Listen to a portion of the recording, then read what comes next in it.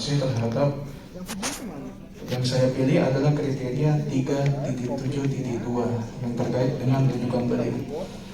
Jadi izinkan, saya langsung saja, Bu Ella, Dr. Ella. Oke, izin. Saya ingin berbicara dengan pegawai yang bertugas sebagai PJ UKP dan pemeriksaan umum.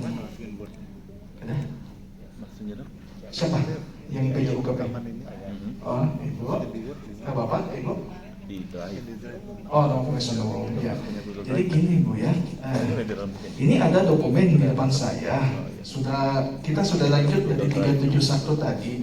Sekarang kita mau lanjut tentang 3.7.2 tentang rujukan balik. Di sini ada SK. Bisa nggak Ibu ceritakan kriteria penyakit apa saja yang dikriteriakan sebagai pelayanan rujukan balik? Dari Ibu sebagai dokter di ruang pemeriksaan umum bisa menjelaskan penyakit-penyakit apa saja yang masuk dalam kriteria rujukan balik. Di sini ada SK-nya, saya cuma ingin konfirmasi apakah sesuai dengan yang ada di SK dengan yang dilakukan oleh Ibu selama ini. Silakan. Ya Pak, rujukan balik kalau terima kasih Pak. Rujukan balik kalau yang biasa saya lakukan itu biasa untuk TB, HIV, terus pasien yang kembali dari rumah sakit seperti itu Pak. Ibu pernah dengar enggak program pasien rujuk balik dari BPJS dengan membatasi beberapa penyakit yang bersifat kronis seperti DM, hipertensi yang didapat di rumah sakit itu harus dilanjutkan pengobatannya seterusnya di puskesmas seumur hidup dari pasien tersebut. HIV bisa saja ketika nanti ARV-nya tersedia di puskesmas dan merupakan rujukan untuk puskesmasnya merupakan rujukan untuk pasien HIV. Kalau TB boleh aja dilanjut Bu karena ketika pasien tersebut berada di wilayah puskesmas Ibu. Oke, saya lanjut kepada Ketua PJ UKP izin. Dokter ya? Oh bukan. Mati saya. Izin Pak, apakah selama proses rujukan balik yang dilaksanakan oleh ruang pemeriksaan umum ini dilakukan pelaporan kepada PJ UKP berapa pasien yang sudah diberikan pelayanan dengan rujukan balik ini? Pernah ada laporan nggak sama Bapak? Ya biasanya dokter di rawat jalan lapor ke kita setiap 3 bulan. Tiap bulan. Ini sih tiap bulan. Tiap bulan ya? Oh. Ini sebelumnya Bapak suami istri. Ya, kalau bisa ya jangan bawa masalah rumah tangga sementara survei ini nggak bagus. Ini tiap bulan saya lapornya. Oh gitu. Ini kalau masih lanjut Bu, minta tolong Bu, saya keluar Bu. Kalau masih lanjut. Jadi per 3 bulan ya Pak ya? Per 3 bulan dilapor ya tentang pelayanan rujukan balik. Oke, gini lagi, lanjut lagi. Ibu sebagai penanggung jawab ruang pemeriksaan umum pernah lihat enggak buku PRB yang dari BPJS? Ini kayak suami istri betul. Pastinya beliau dulu yang jawab. Enggak, soalnya Iya, makanya kan saya bilang ini kalau buku pemeriksaan PJ umum, UKP, Bapak. Pak. Jadi maaf Pak, biasanya buku-buku disimpan Pak sama Bapak ini. Makanya saya juga belum pernah baca Pak. Itu kan salah satu bentuk kontrol pasien yang dipegang sama pasien. Buku PRB-nya itu dipegang sama pasien. Dokter yang berhubungan. Jadi dokter yang menuliskan resep di situ obat apa, gitu. ketika kasih insulin. Nggak pernah lihat Ibu? Oh, buku itu. Iya, Saya yang tahu, putih Pak. itu. Iya. Pernah lihat? Pernah tulis? Iya.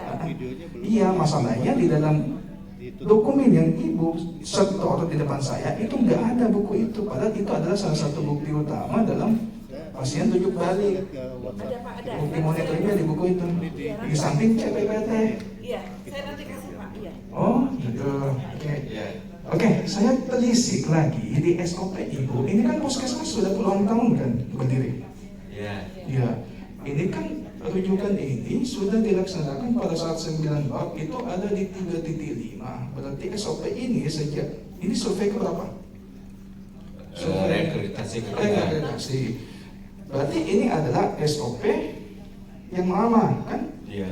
Tapi ini saya lihat keluaran 2022, 2023. Kira-kira apa yang menjadi, kenapa mesti buat SOP baru lagi? Apa bukti bahwa ini SOP perlu pembaharuan? Sedangkan pelayanan dari PRB ada sejak 2016, kalau nggak salah peraturannya, itu nggak ada perubahan-perubahan, dari itu doang. Kira-kira kenapa bikin SOP baru lagi? Bisa jelaskan sama saya? Oh ya. Ya karena regulasinya banyak yang berubah, terkait juga regulasi terkait akreditasi di puskesmas ya, sudah terbit nomor 34 kalau tidak salah. Jadi karena aturan akreditasi berubah ya, kami mengikuti. Jadi semua SOP yang sekiranya memang udah terlalu lama, di atas 2 tahun, itu kita update. Itu Bapak sudah sebut 2 tahun. Ketika 2 tahun sebuah SOP, maka perlu dilakukan Revisi, perbaikan, sebelum direvisi. review. Ada namanya compliance rate. Iya. Bapak pernah dengar? Enggak ya, itu enggak ada saya lihat di SOP yang Bapak buat saat ini. Kan ini kan reakreditasi. Iya. Jadi saya harap kedepannya semua SOP dengan judul yang sama itu dibuatkan compliance rate ketika 80% ke atas setiap 2 tahunnya, maka itu SOP dipertahankan. Oke, saya lanjut lagi. Bisa jelaskan Ibu dokter yang penanggung jawab pemeriksaan umum, kira-kira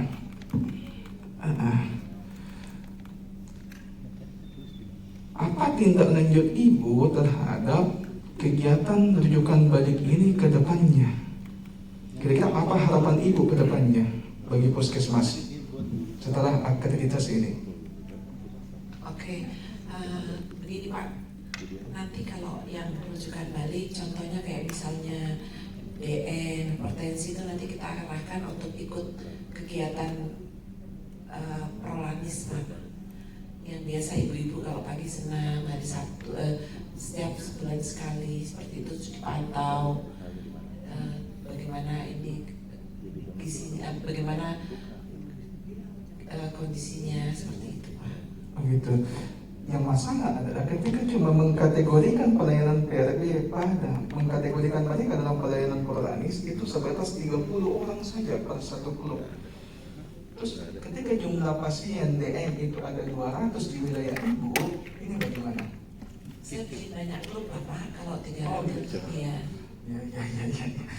Oke, di sini saya lihat hasil pemantauan Ibu terhadap pelayanan rujukan balik itu ada data selama 7 bulan. 6 bulan. Ini gimana Ibu? Sedangkan yang saya minta adalah setahun terakhir. Emang betul cuma 6 bulan saja Ibu yang bisa dipertanggungjawabkan dokumennya? Sebenarnya sih yang setahun terakhir ada Pak. Cuma kan ini karena surveinya bulan Agustus, jadi saya kasih yang dari bulan Januari sampai bulan Juli. Oh gitu. Oh iya.